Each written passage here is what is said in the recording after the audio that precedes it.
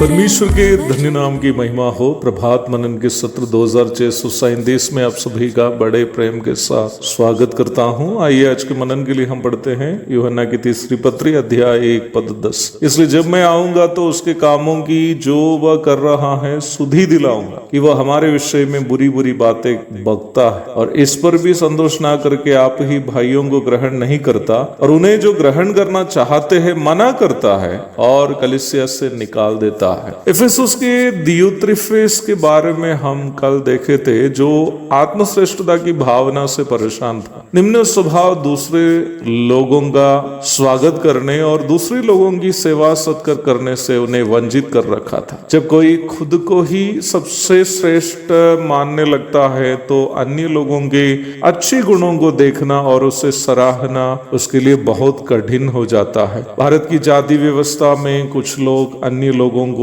अपने से हीन समझना इस मानसिक गड़बड़ी का परिणाम है। खुद को ऊंची जाति और अपने समान दूसरे इंसान को नीच जाति समझना आत्मश्रेष्ठता की भावना नामक व्यावहारिक गड़बड़ी है, ना कि कोई विशेष गुण। अपने आप को ऊंचा और दूसरे को नीचा समझने की मानसिकता भारत के तथाकथित ऊंचे जाति के लोगों की ही समस्या नहीं है, बल्कि सभी वर्ग में है। दलित और पिछड़े वर्ग के लोग भी अपने ही समाज के लोगों में किसी को अपनी जाति से हीन जाति समझते हैं। इसलिए मैंने कहा कि ये एक व्यावहारिक गड़बड़ी अथवा बिहेवियरल डिसऑर्डर है, जिसे मसीही विश्वासियों को अवश्य बाहर आना चाहिए। वचन हमें सिखाता है कि विरोध या झूठी बड़ाई के लिए कुछ ना करो, पर दीनता से एक दूसरे को अपने से अच्छा समझो। हर एक अपने ही हित की नहीं वरन दूसरों के हित की भी चिंता करे।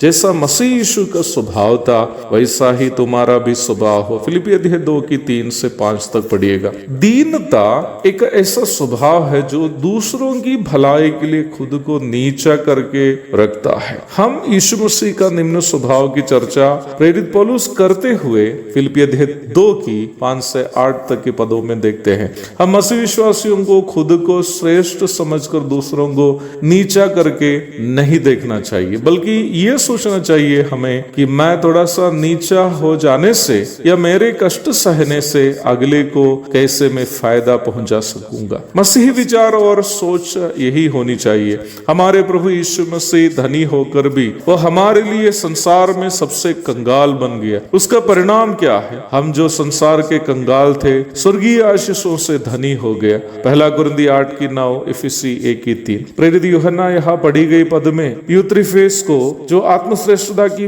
भावना की मानसिकता के कारण भाइयों का न केवल ग्रहण करने से इनकार किया था, पर जो उन्हें स्वीकार करना चाहते थे उन्हें भी मना किया था, और जो उनकी बात मानने के लिए तैयार नहीं थे उन्हें कलीसिया से भी निकाल देता था। उनकी आलोचना करते हुए हम यहाँ देख रहे हैं।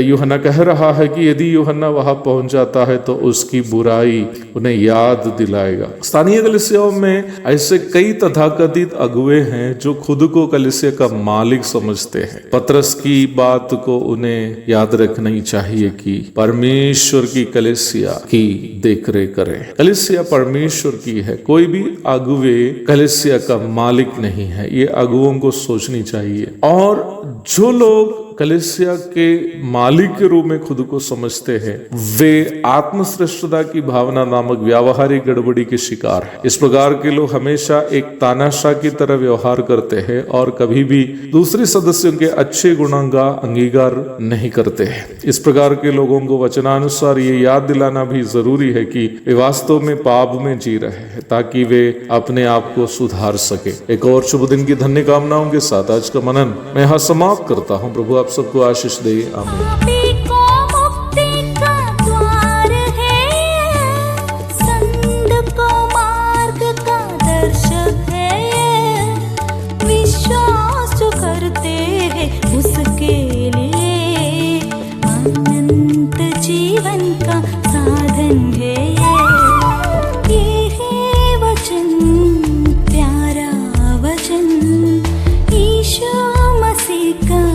प्यारा वचन